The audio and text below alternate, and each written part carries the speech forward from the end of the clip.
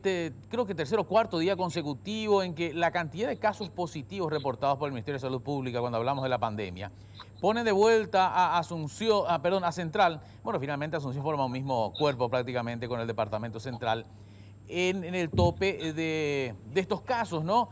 En contrapartida va bajando en Alto Paraná. Esto significa que efectivamente el traslado se da hacia esta zona, hacia Central y Asunción de la época pico de la pandemia, ¿no? Sí, las pandemias y los brotes epidémicos son así, son migratorios, ¿verdad? Se localizan en una zona, en una región, hay una infectación de una gran prevalencia de infectados en esa zona y luego, obviamente, con el movimiento migratorio de las personas, eso se va distribuyendo a las grandes urbes y nosotros tenemos hoy concentrado el mayor número de densidad poblacional en el departamento central y eso incluye Asunción. Lo que se vive y se vivió principalmente en Alto Paraná no es un capítulo cerrado en absoluto, ¿no? Pero digo, con cómo se experimentó con los casos y las últimas 4 semanas, ¿de qué manera eso se puede proyectar a lo que puede ocurrir en Central, considerando el dato que acabas de dar precisamente, doctor, la densidad poblacional, la población total y cuánto duró en Alto Paraná esa época más complicada que nos señalaban fue de aproximadamente 3 a 4 semanas? No, yo creo que los brotes duran más tiempo. Yo creo que cuando se está instalando en Central y Asunción, ya nosotros tenemos 37% de los infectados están ya en Central, más del 14% en Asunción. Si vos sumás, da más del 41%. Estamos superando ya el este del país. Y creo que aquí la interacción por la mayor densidad poblacional y siendo que muchas ciudades de Central son ciudades dormitorio, tenemos mucha afluencia de gente a la capital diariamente, creo que entran más de 1,5 millones de autos, eso se comporta como una unidad granítica y nosotros podemos llegar a tener mayor cantidad de impacto del brote en esta región que en el este del país.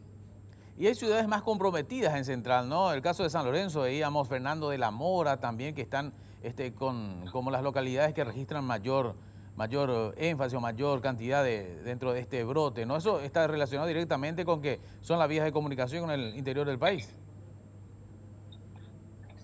Sí, no solamente eso, ¿verdad? Que son ciudades con mucha densidad poblacional, son ciudades con... También hay que ver mucho el contexto del movimiento de cada región o ciudad. Como vos decís, San Lorenzo, Fernando de la Mora, Asunción son muy próximas, igual que Mente Limpio, Mariano Roque Alonso, Lambaré, son centros urbanos que tienen también sus cinturones de población populosa, de riesgo social, donde ahí nosotros tenemos que enfocar la lupa para poder intervenir en forma directa para que esta población, que es el cinturón de la capital, no sea un foco primario de un brote importante que sobrepase la posibilidad de respuesta sanitaria que hoy estamos llegando al límite. Ahora, me preocupa, y hablando de cinturón, un poco de este cinturón que se da en la capital propiamente, y hablo de los bañados, Bañado Sur y parte de Bañado Norte también, zona donde se da mayor densidad todavía. Habría que aplicar, supongo, y no sé si tendrías una idea para adelantarla, ¿no? ¿Cómo trabajar con esta población vulnerable ya de por sí? Y si llega ahí la pandemia, será todavía más difícil. Es mucho más difícil porque ahí hay mucha aglomeración de gente, ¿verdad? Hay la situación sanitaria de estas poblaciones son de muy bajo nivel. Vos sabés que en muchos sitios no hay agua potable, no hay drenajes cloacales, sus casas habitacionales son muy precarias, habitualmente pequeñas, compartiendo un espacio pequeño entre muchas personas. Y esto puede ser un sitio de diseminación y nosotros tenemos que hacer el trabajo bien diferenciado a este tipo de población y darle la educación sanitaria necesaria que ellos necesitan en este momento, valga la redundancia, para los cuidados individuales y colectivos. O si no, esto puede ser, como en Europa fueron los asilos de ancianos, los focos primarios o los sitios de transporte público, el metro y el subte y el tren. Esto puede convertirse en grandes focos de brotes epidémicos que pueden tener diseminaciones y ramificaciones importantes que va a ser luego muy difícil de mitigar. Ahora, en contrapartida, lo de Alto Paraná, lo de Ciudad del Este, leve retroceso en casos positivos, eso, ¿podemos ir hablando de aquella inmunidad de manada de la que alguna vez se habló o es parte de otro fenómeno? Y es muy difícil hablar eso, porque para tener una inmunidad en rebaño, necesitas por lo menos que el 20%, de toda la población ya esté afectada. Y nosotros no tenemos estudios de prevalencia en población abierta, qué porcentaje de la misma se infectó o no. Yo creo que aquí, del momento que hubo un poco más de flexibilización de las medidas sanitarias, de socialización, se ha corrido el grupo etario afectado. Antes veíamos que se afectaban generalmente los mayores de edad. Hoy ya los jóvenes están saliendo más a la calle y vemos que se está corriendo la edad media de afección, de infección, es más en gente joven. Entonces nosotros vemos que tenemos mayor número de infectados. Es cierto que también tenemos mayor número de hospitalizados y mayor número de fatalidad, pero no es la proporción que uno hubiese esperado. Creo que todavía los números no son alarmantes, ¿verdad? Es cierto que tuvimos 2-3 días por encima de 600, entre 600 y 700 detectados.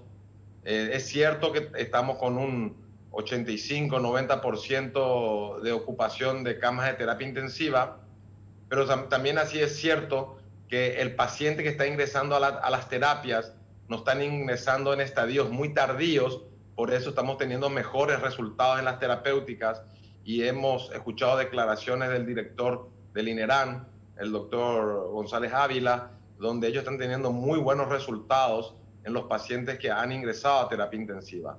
Y creo que esa tiene que ser la regla, ¿verdad? La consulta precoz, el diagnóstico temprano de los signos de alarma, iniciar una terapia en forma agresiva en los primeros días del cuadro para tener mejores resultados, que eso va a redundar en una tasa de mortalidad mucho más baja. ¿Qué opinas, doctor, respecto a lo que se venía cuestionando a eso? No precisamente es de la academia, hay que admitirlo también, ¿verdad? Por eso la consulta, sobre todo, de que tal vez haya fallado en algo el protocolo aplicado, por eso la tasa tan baja de supervivencia en terapia intensiva, respecto a otros países. Al inicio, si vos te fijas, desde marzo a julio, nosotros teníamos prácticamente 90-95% de mortalidad en terapia intensiva. Pero eso se fue revirtiendo porque todos juntos, todos los médicos, los gremios médicos y trabajadores de la salud, las agremiaciones cívicas, las comunidades en general, ha comenzado a alentar a que aquel que tiene algún síntoma compatible con una infección respiratoria consulte en forma precoz, y esto hizo que el paciente no llegue en estadio terminal. Y también hemos aprendido nosotros a poder detectar los signos de alarma y de gravedad, de manera a que darle un tratamiento mucho más agresivo y mejor monitorizado dentro de una terapia intensiva a aquellos individuos con cuadros moderados, y no solamente ya aquel que estaba en un estadio de insuficiencia respiratoria severa que requería de un respirador. Vos sabés que hoy meterle a un paciente en respirador por sí solo ya tiene un 50% de mortalidad. Entonces lo que se está intentando evitar con el diagnóstico precoz de los signos de alarma es justamente el mejor monitoreo, comenzar los tratamientos que tenemos a mano, ¿verdad? Hoy contamos ya con anticuerpos monoclonales, contamos con inhibidores de la replicación viral, tenemos ya la fraxieparina para evitar complicaciones de coagulación intravascular diseminada, tenemos la dexametasona para la tormenta inflamatoria inmunológica, tenemos mayor conocimiento del paciente y de sus complicaciones con infección con COVID y más aún en aquellos con comorbilidad, que son los pacientes que tienen algún tipo de enfermedad crónica. Hemos mejorado, nos hemos capacitado mejor, la ciudadanía está más educada y tenemos que seguir insistiendo a las autoridades sanitarias que sigan fortaleciendo el sistema sanitario de aquí hasta el futuro y para siempre en Paraguay. Bien, doctor, esta mañana es noticia internacional que en Estados Unidos producirán un mecanismo de detección de COVID-19 que podría dar resultados ya en 15 minutos. No sé si pudiste ver algo al respecto. No, conozco la metodología, ya me habían presentado a mí, tuve una conversación por Zoom con la gente de Israel y Estados Unidos. Es como un sistema muy parecido al de el Alcotés, ¿verdad? Te hacen soplar en un pitillo, ¿verdad? Y te pueden detectar en forma muy precoz si a través de unos olores que libera, unas moléculas oleosas que libera la infección por SARS-CoV-2 en las vías respiratorias, si puede ser o no portador del virus. Un método que está en estudio, ¿verdad? En algunas ciudades de Asia y de Europa se han implementado, principalmente en ciudades mediterráneas, para abrir los sitios de ocio, como son las playas y discotecas, y en algunos lugares aparentemente hay buenos resultados, ¿verdad? Perfecto. Muchas gracias, doctor Valmeli, por estos minutos. Un placer haber conversado con ustedes y muchas gracias por la invitación. Igualmente, Tomás Mateo Valmeli aquí en conversación con nosotros.